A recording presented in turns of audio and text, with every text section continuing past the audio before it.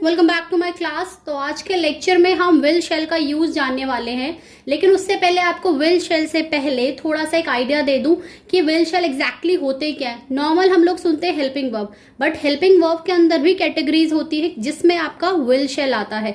तो चलिए lecture start करते हैं। तो जो विल शेल होता है आपका बेसिकली वो क्या है, वो एक मॉडल ऑक्सिलरी वर्ब होती है। इसे आप मोडाल भी बोलते हो, मोडाल ऑक्सिलरी वर्ब। अब ये ऑक्सिलरी क्या होती है, सबसे पहले आप देखिए कि जो वर्ब का क्लासिफिकेशन है, यानी कि अगर हमारी जो वर्ब होती है, क्रिया होती है, ये आपके टू पार्ट्स में डिवाइड होती है। पहला आता है लेक्सिकल ऑर्डर, दूसरा आता है आपका ऑक्सिलरी ऑर्डर। यानी कि लेक्सिकल को ऑर्डिनरी भी बोलते हैं और ऑक्सिलरी को आप हेल्पिंग वर्ब भी बोलते हो। पहले इसको समझते हैं। लेक्सिकल ऑर्डर क्या होता है, ये सारी वर्ब्स इंडिपेंडेंट होती है अपने आप में। इसमें V1, V2, V3 ये तो आप लोगों को आई होप कि ये कॉन्सेप्ट क्लियर हो कि वर्ब की जो first form, second form, third form जो अभी तक हम टेंस में करते हुए आ रहे हैं। लेकिन भैया ये V4 किस चिड़िया का नाम है? V4 से समझिए बेसिकली जो V4 बोला जाता है वो मेन वर्ब की फर्स्ट फॉर्म यानी जो बेस फॉर्म होती है V1, उसके साथ ING लगा देते हैं। इसे आप जीरन भी बोलते हो। यह भी हम नॉन फाइनाइट फाइनाइट वाला जब टॉपिक पढ़ेंगे ना तब मैं आपको क्लियर कराऊंगी। तो अभी आप ये समझो कि V4 होता है वर्ब की फर्स्ट फॉर्म यानी बेस फॉर्म, उसके साथ ING। अब जो ये लास्ट वाला पार्ट है यानी कि जो हमारा V5 होता है, बेसिकली अभी तक हमने टेंस पढ़ा था, प्रेजेंट टेंस। तो आप लोगों को याद होगा पिछली क्लास में मैंने बताया था टेंस की फर्स्ट क्लास में, यानी कि जब सिंपल प्रेजेंट स्टार्ट हुआ था V1 के साथ हमारा क्या लगता है, S, ES और IS समथिंग लाइक दैट। जैसे हमारा फ्लाइज बना था, ईट्स बना था, गोज बना था। तो जो वर्ब होता है मेन वर्ब, उसमें S, ES, IS ये जोड़ने का काम V5 करती है। तो लेक्सिकल ऑर्डर तो अपने आप में इंडिपेंडेंट होती है। अब बात होती है हमारी ऑक्सिलरी वर्ब, यानी कि जो मैं आपको विल शेल का टॉपिक पढ़ाने वाली हूँ उस पे चलते हैं। ऑक्सिलरी वर्ब को आप हेल्पिंग वर्ब भी बोलते हो। ये आपके 3 पार्ट्स में डिवाइड होती है। पहली होती है प्राइमरी ऑक्सिलरी, दूसरी होती है मोडाल ऑक्सिलरी, तीसरी होती है मार्जिनल ऑक्सिलरी। तो प्राइमरी वर्ब क्या होती है? प्राइमरी वर्ब पहले बेसिक देख लीजिए। To be verbs, to have verbs, to do verbs. Modal में शैल विल के अलावा भी बहुत सारी वर्ब आती हैं। वो जब मोडाल की क्लासेस में आपको करवाऊंगी तब आप उसमें लेक्चर्स में देख सकते हैं। Next marginal auxiliary verb, use to, dare और नीड। तो ये वाला पहले मैं आपको थोड़ा सा ऊपर से ओवरऑल बता देती हूँ कि टू बी और टू हैव और टू डू वर्ब्स होती क्या है, और फिर हम चलेंगे हमारे आज के टॉपिक पे यानी विल शेल के टॉपिक पे, जो कि एक आपकी मोडाल वर्ब है। तो चलिए, इससे जिसने अभी नोट नहीं करा है स्क्रीनशॉट ले लीजिए आप लोग। आई थिंक आप लोगों ने स्क्रीनशॉट ले लिया होगा। तो मैं अब इसे रब करके आपको प्राइमरी ऑक्सिलरी बताती हूँ, फिर उसके बाद हम अपने मोडाल पे चलेंगे, क्योंकि प्राइमरी ऑक्सिलरी भी इंपॉर्टेंट पार्ट है। आप लोगों को पता होनी चाहिए कौन सी टू बी वर्ब्स होती है, कौन सी टू हैव होती है, कौन सी टू डू होती है। अब बात करते हैं स्टूडेंट प्राइमरी ऑक्सिलरी वर्ब क्या होती है। तो आपको मैंने बताया था इसमें to be verbs, to have verbs और टू डू वर्ब्स। यानी ये टू बी वर्ब्स क्या होती है, टू हैव और टू डू क्या होती है। तो ध्यान रखिए कि जो टू बी वर्ब्स होती है उनके अंदर आपका be, am, is, are, was, were, been और बीइंग आता है। हैव में हैज, हैव, हैड और हैविंग, और डू, डज, डिड। यानी कि जो कैटेगरीज होती हैं टू बी वर्ब्स ये होती है, टू हैव ये वाली और टू डू ये वाली। ये भी एक एज अ इंडिपेंडेंट वर्ब की तरह काम करती हैं। जितनी भी आपकी ये कुछ वर्ब्स हैं इसमें, मतलब जो प्राइमरी वाली है बेसिकली आपकी, मैं अगर बोलूं कि कौन कौन से इंडिपेंडेंट काम कर सकती हैं तो आपकी हो गई ये इज़-एम-आर भी काम कर सकती है इंडिपेंडेंटली, आपकी हैज भी इंडिपेंडेंट काम करती है। कैसे आप और भी जो है ये भी इंडिपेंडेंट की तरह काम करती है। आप इनको बी के साथ भी दे सकते हो, आर, जैसे आई एम अ डॉक्टर। तो ये एक इंडिपेंडेंट की तरह काम कर रही है। तो यहाँ पे हम ये देख सकते हैं कि जो भी वर्ब्स होती हैं ये वाली जो प्राइमरी ऑक्सिलरी होती हैं ये भी आपकी इंडिपेंडेंट की तरह काम करती हैं, और कभी कभी आपके लेक्सिकल ऑर्डर के सेंस में भी काम करती है। यानी लेक्सिकल ऑर्डर के साथ भी ये वर्ब यूज करी जाती है। लेक्सिकल कौन सी, V1 से जो V5 थी। तो ये था कि प्राइमरी ऑक्सिलरी क्या होती है, इसके अंदर कौन सी वर्ब आती है, कैसे कैटेगरीज होती है और कौन कौन सी इंडिपेंडेंट भी होती है। बेसिकली आप सबको भी कभी किसी किसी में इंडिपेंडेंट यूज कर सकते हो, बट ये ज्यादातर यूज होती है। ये जो मैंने 5 सर्कल करे हैं और भी होते हैं, बट जो मेन है वो आपको इस तरीके से ले सकते हो। अब हम बात करते हैं जिसके आज हमारी लेक्चर है, यानी कि विल और शैल, ये दोनों क्या चीज़ है, कैसे आप इन्हें फ्यूचर टेंस में यूज़ करने वाले हो। अब देखिए स्टूडेंट, पहला शैल का यूज़ क्या कहता है कि जो हमारा फर्स्ट पर्सन का सब्जेक्ट होता है, यानी आई और वी, इसके साथ अगर कोई फ्यूचर में जो होने वाली घटना है, कोई काम है, कोई व्यापार है, उसके साथ आप नॉर्मली यूज करते हो, यानी कि नॉर्मल स्टेटमेंट में। जैसे I shall go to Nainital tomorrow, we shall go there tonight. Shall और शैल। ट्रेडिशनल इंग्लिश में देखो स्टूडेंट क्या होता था कि पहले आई और वी के साथ ही आपका विल यूज नहीं किया जाता था, शैल यूज किया जाता था। लेकिन मॉडर्न इंग्लिश जो अब है उसमें आप आई और वी के साथ आपका विल भी यूज कर सकते हो। कहाँ यूज करोगे वो मैं भी आपको आगे बताऊंगी। पहले शेल का समझ लो कि सबसे पहले तो पहला रूल ये कहता है हमारा कि जो फर्स्ट पर्सन का सब्जेक्ट होता है हमारा, यानी कि आपका आई और वी जो एक सब्जेक्ट है, ये आपके फ्यूचर में कोई काम, कोई घटना, कोई व्यापार, उसको बताने के लिए किया जाता है। जैसे I shall go to Nainital tomorrow, मैं कल नैनीताल जाऊंगा। We shall go there tonight, हम वहां आज रात जाएंगे। लेकिन इसमें कुछ नोट होता है, यानी कि जब सेकंड पर्सन के सब्जेक्ट की बात हो या थर्ड पर्सन के सब्जेक्ट की बात हो, सेकंड का क्या हो जाएगा यू, थर्ड में आपके जितने भी ही शी इट दे, और सिंगुलर नाउन और प्लूरल नाउन इनकी बात हो तो भी आप वहां शैल यूज करोगे। लेकिन वो कहाँ यूज करोगे, उसकी कुछ कंडीशन है, उन्हें समझते हैं कि किन कंडीशंस पे सेकंड और थर्ड पर्सन के सब्जेक्ट के हिसाब से आप अपना ये रूल चेंज कर सकते हो, यानी इनके साथ शेल लगा सकते हो। जिसको first person second person clear नहीं है, मेरे ग्रामर की प्लेलिस्ट में आपको प्रोनाउन के अंदर ये आपको मिल जाएगा। देखिए स्टूडेंट, किन किन केस पे आप सेकंड पर्सन और थर्ड पर्सन के सब्जेक्ट्स के साथ क्या यूज करोगे शेल। पहला देखिए कमांड, यानी कि आदेश। प्रॉमिस, जब आप किसी से प्रॉमिस करते हो, किसी से वादा करते हो, कोई प्रतिज्ञा लेते हो। थ्रेटन मतलब धमकी, डराना, थ्रेटन करना। डिटर्मिनेशन का मतलब होता है दृढ़ संकल्प या फिर आप पक्का इरादा बोल सकते हो। और लास्ट होता है कंपल्सन। कंपल्सन यानी बोले तो अनिवार्यता, कंपल्सरी। तो ये कुछ केस होते हैं जहां पे आप सेकंड पर्सन और थर्ड पर्सन के सब्जेक्ट के साथ विल की जगह आप शैल यूज कर सकते हो। आप शैल की जगह विल भी यूज कर सकते हो, बट आप इनके ज्यादा, यानी कि विल के कंपेयर में शैल को ज्यादा प्रेफर और I could say that priority दी जाती है। कैसे, पहला देखिए कमांड का क्या कहता है हमारा, you shall sit outside the class, तुम्हें क्लास के बाहर बैठना पड़ेगा। कमांड दे रहे तुम जाओ क्लास के बाहर, एक तरीके से। ही शैल गो देयर एट वंस, उसे वहां एक बार तो जाना ही पड़ेगा। कमांड मिल रही है कि भाई तुम्हें तो जाना है। सेकंड देखिए डिटर्मिनेशन होता है पक्का इरादा कर लेना, दृढ़ संकल्प ले लेना। यू शैल गो देयर, तुम्हें वहां जाना ही है, हमने डिसाइड कर लिया भैया, फिर कोई बहाना वहाना नहीं चलने वाला।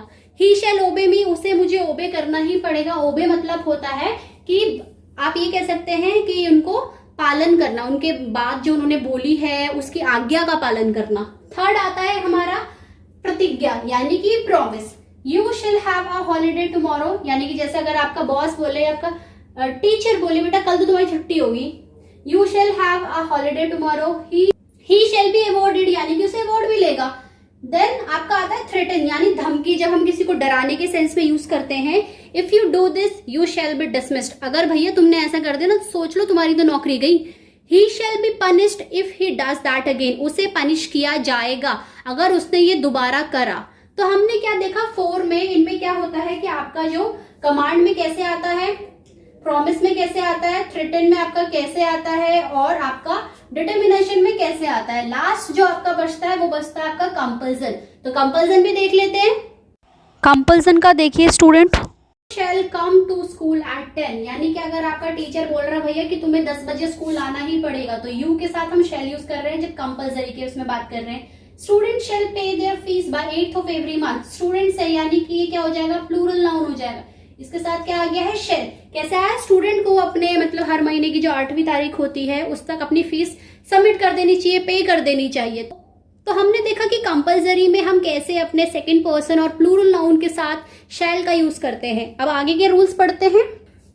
नेक्स्ट रूल देखिए स्टूडेंट, लेटस या लेट्स, इन दोनों से स्टार्ट होने वाले कोई भी इंपैरेटिव जो सेंटेंसेस होते हैं उनके क्वेश्चन टैग में आप जब भी यूज करोगे तो शैल ही यूज करोगे। अभी क्वेश्चन टैग क्या होता है इसकी मैं आपके लिए एक सेपरेट वीडियो बना दूंगी। मैं अभी आपको ऊपर ऊपर का बता देती हूँ कि जब भी हम कोई स्टेटमेंट पॉजिटिव में देते हैं तो उसका जो क्वेश्चन बनता है वो नेगेटिव फॉर्म में बनता है, और कोई क्वेश्चन जो सिंपल स्टेटमेंट नेगेटिव का होता है उसका किसमें बनता है, पॉजिटिव वे में। तो यहाँ पे जैसे अगर मैं बोलूँ कि क्या तो लेट अस डांस टुगेदर, कि चलो साथ में डांस करते हैं, शैल वी क्या कर सकते हैं, लेट्स प्ले चलो खेलते हैं, शैल वी क्या खेल सकते हैं, लेट अस वर्क टुगेदर चलो साथ में काम करते हैं, शैल वी क्या कर सकते हैं। तो हमने क्या देखा, हमारे जिसमें भी लेट अस, लेट्स या लेट अस आता है तो उसमें हमेशा आप शैल लगाओगे।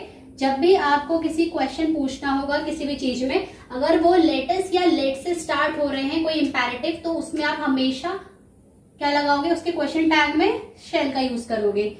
नेक्स्ट रूल देखिए स्टूडेंट, शैल का यूज कहाँ होता है, बेसिकली जब हमें अपने कोई सजेशंस एक्सप्रेस करने होते हैं इंटरोगेटिव सेंटेंसेस में, तो उसके फर्स्ट पर्सन में यानी आई और वी के साथ हमेशा आपका शैल आएगा। जैसे shall we talk to principal, क्या हम प्रिंसिपल से बात कर सकते हैं, मतलब हम सजेशन दे रहे हैं। जैसे कोई इंसिडेंट हुआ किसी के बच्चे के साथ तो वो पूछ रहा है या वो आपस में डिस्कस कर रहे हैं कि क्या हम प्रिंसिपल से बात करें, शैल आई ओपन द गेट, क्या हम दरवाजा खोल दें। तो यानी कि जब हम किसी से सजेशंस की बात आती है, सजेशंस को एक्सप्रेस करने की बात आती है इंटरोगेटिव में, तब भी आप यहाँ पे हमेशा कैसे यूज कर सकते हो, शैल वी टॉक, शैल आई, मतलब फर्स्ट पर्सन के साथ आप यहाँ पे शैल यूज कर सकते हो जब भी कोई सजेशंस आप किसी से लेते हो। यहाँ पे देने की बात नहीं हो रही, यहाँ पे लेने की बात हो रही है। तो चलिए अब नेक्स्ट रूल देखते हैं।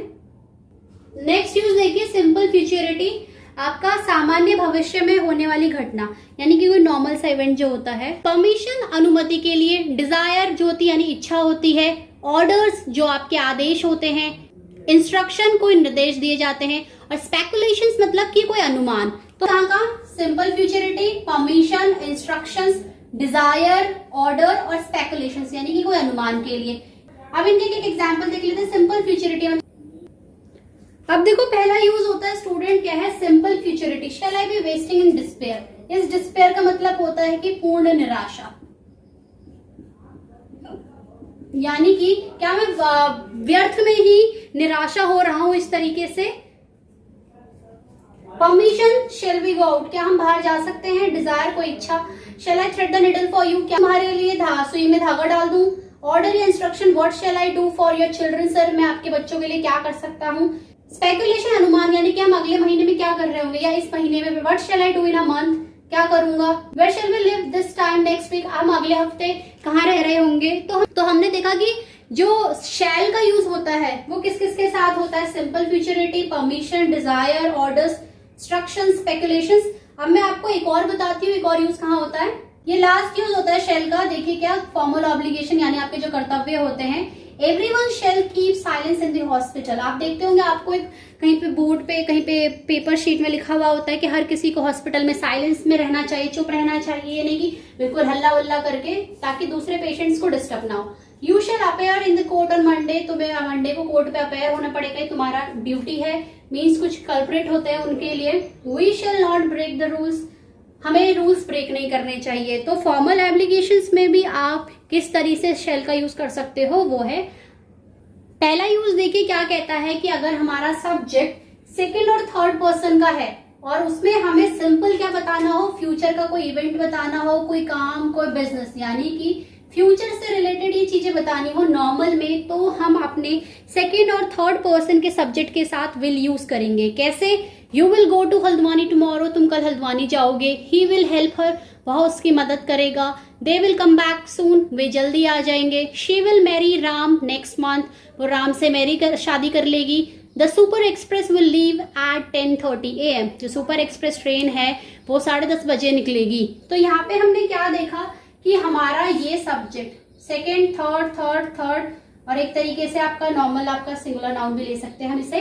तो जब भी हमें कोई एक नॉर्मल इवेंट बताना हो, कोई वर्क बताना हो, कोई बिजनेस से रिलेटेड बताना हो, तो हम विल का यूज फ्यूचर टेंस में सेकंड पर्सन और थर्ड पर्सन के सब्जेक्ट के साथ करते हैं। अब देखिए सेकंड और थर्ड पर्सन के सब्जेक्ट के साथ और कैसे यूज होगा आपका विल का। स्टूडेंट देखिए नेक्स्ट रूल क्या कहता है कि अगर सब्जेक्ट हमारा सेकंड और थर्ड पर्सन है तो उसमें आप विल का यूज कहाँ कहाँ और कैसे कर सकते हो। पहला आप देखोगे, पहले में क्या दिया है, इन्विटेशन, आपका कोई निमंत्रण, दूसरा रिक्वेस्ट, ऑर्डर, इनएविटेबिलिटी। इनएविटेबिलिटी का मतलब होता है कि कोई चीज जो होती है जिसकी संभावना होती है वो मोस्टली होती ही है, एक तरीके से पॉसिबिलिटी के सेंस में ले लीजिए। अब देखते हैं जैसे इन्विटेशन में आप कैसे यूज करोगे। Will you come to dinner, क्या आप डिनर के लिए आओगे। आप किसी को इनवाइट कर रहे हो कि भैया शाम को हमारे घर में डिनर पे आप लोग आओगे, जैसे कोई भी पार्टी थ्रू कर रहे हो, गेट टुगेदर कर रहे हो। नेक्स्ट ऑर्डर, जब हम किसी को ऑर्डर देते हैं, bring a glass of water, कि एक ग्लास पानी का लेके आओ। विल यू, क्या तुम लाओगे, अभी क्वेश्चन टैग वाला जो हमने शैल में पढ़ा था। इंस्ट्रक्शंस, किसी को निर्देश देने के लिए, यहाँ पे इंस्ट्रक्शन मिस हो गया था लेकिन आप यहाँ समझ लीजिए। You will do it anyway, तुम इसको कैसे ना कैसे कर लोगे जब आप इसको निर्देश देते हो किसी चीज के। रिक्वेस्ट मतलब कि कोई आग्रह करना किसी से, जैसे विल यू हेल्प मी, क्या तुम मेरी मदद करोगे, क्या तुम मेरे लिए ये कर सकते हो, क्या तुम मेरे लिए वो कर सकते हो। इनएविटेबिलिटी मतलब कि कोई चीज की पॉसिबिलिटीज कंपलसरी में या तो अवश्य में होना, जैसे एक्सीडेंट्स विल हैपन, एक्सीडेंट्स जो होते हैं वो होते ही हैं। The poor will be poor, मतलब जो गरीब हैं वो गरीब ही रहते हैं। ये जस्ट एक स्टेटमेंट के तौर पे दिए हैं, जैसे आप बहुत चलता है ये वाला statement, the poor will be poor, the rich will be rich, poor की जगह रिच कर दो। बट इसको आप फिलोसफिकल ना लीजिएगा, नॉर्मल सिंपल एक सेंटेंस है कि बेसिकली जो होती है पॉसिबिलिटीज वो इस तरीके से होती है। अब बात करते हैं कि जो थर्ड रूल होता है वो और क्या होता है। नेक्स्ट यूज देखें तो हमारा जो इंट्रोगेटिव के सेंटेंसेस होते हैं जिसमें हमें कोई जानकारी चाहिए होती है, वहां पे भी हम अपने सेकंड पर्सन और थर्ड पर्सन के सब्जेक्ट्स को यूज करते हैं। जैसे will you buy a radio set today, क्या तुम आज एक रेडियो सेट खरीदोगे, तो ये एक आपका सेकंड पर्सन है। Will he go to Kashipur tomorrow, क्या वह काशीपुर जाएगा कल, या फिर क्या वह कल काशीपुर जाएगा। तो हमने देखा कि हमारा जो विल होता है वो कैसे इंटरोगेटिव सेंटेंस में यूज किया जाता है जब हमें कोई इंफॉर्मेशन चाहिए होती है।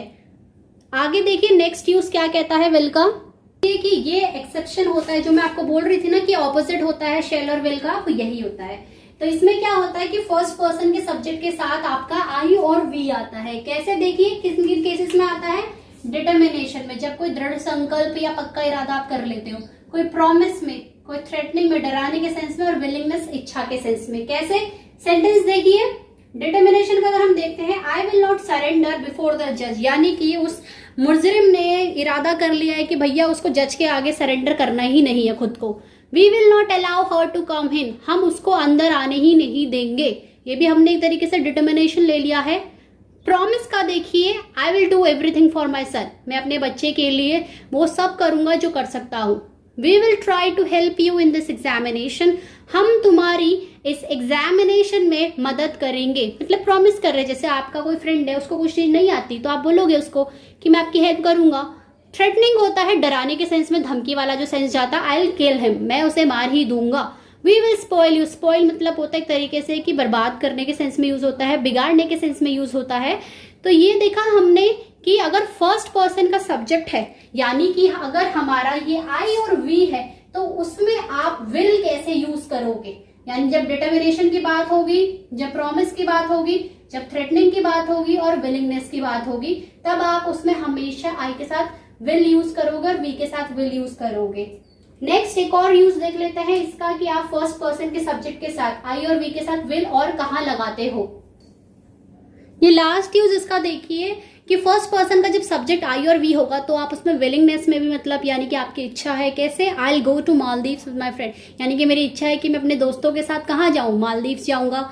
We will request him to help you, हम उससे रिक्वेस्ट करेंगे कि वो आपकी मदद करे। तो हमने देखा कि विलिंगनेस में भी कैसे हम आई और वी के साथ आपका क्या यूज करते हैं, विल यूज करते हैं। अब देखिए स्टूडेंट क्या होता है कि आपका जो ये कुछ वर्ड्स हैं यानी कुछ फ्रेजेस हैं उनके साथ आप हमेशा क्या यूज करने वाले हो, शैल यूज करोगे विल की जगह पे। Be obliged, be compelled, be enable, be grateful, be at a loss, be forced, be able. तो यानी जो इस तरीके के फ्रेजेस हैं इनके साथ आप मोस्टली शैल यूज करते हो। कैसे, I shall be obliged to you, I shall be able to do this. तो यहाँ पे हमने देखा कि जो हमारा फ्रेज ये था बी एबल और बी ऑब्लाइज्ड, हमने उसके साथ क्या यूज करा, उसके साथ हमने यूज करा शैल का। तो ये कुछ फ्रेजेस हैं, इनके साथ आप मोस्टली क्या यूज करते हो, शैल यूज करते हो। अब लास्ट यूज देखते हैं कि विल का कहाँ यूज हो सकता है। यूज किया जाता है जब कोई बात मना के सेंस में होती है, यानी कि रिफ्यूजल, रिफ्यूज करना, मना करना। जैसे I will not do it any cost, आप इसको इस तरीके से भी लिख सकते हो। और इसी का शॉर्ट फॉर्म होता है won't, I won't do it any cost. Second देखिए, the car will not start, the car won't start. तो यानी विल को आप किस में यूज कर सकते हो, एज अ रिफ्यूजल के सेंस में भी यूज कर सकते हो, दोनों सब्जेक्ट के प्रोनाउन यानी फर्स्ट सेकंड थर्ड जो भी होता है। बट आपको ये ध्यान रखना है कि आपको जो रिफ्यूजल है उसमें आप विल नॉट भी बोल सकते हो और वॉन्ट भी बोल सकते हो। जैसे शैल का शैंट बन जाता है, वैसे विल का वॉन्ट बन जाता है। तो ये था आज के लेक्चर में जाना स्टूडेंट विल और शैल का यूज कहाँ होता है। अब आई होप कि आपको जब आप फ्यूचर टेंस पढ़ो तो आपको कोई दिक्कत ना हो। तो जिसको भी अभी तक सेशन पसंद आया, फटाफट से सेशन को लाइक करे, कमेंट करे। और कोई भी प्रॉब्लम होती है, जेन्युइन प्रॉब्लम को, I hope you guys understood very well what is the genuine problem, फालतू का नहीं, सिर्फ काम से रिलेटेड, तो आप फटाफट कमेंट सेक्शन में लिख दीजिए एंड आई विल ट्राई कि आपको सोल्यूशन में सेम डे पे प्रोवाइड करूं। और जो चैनल पर नए हैं, फटाफट से चैनल को सब्सक्राइब करना ना भूलें और बेल आइकन को दबाना ना भूलें, ताकि जो भी नोटिफिकेशन होती है सबसे पहले आपके स्क्रीन पे आ जाए।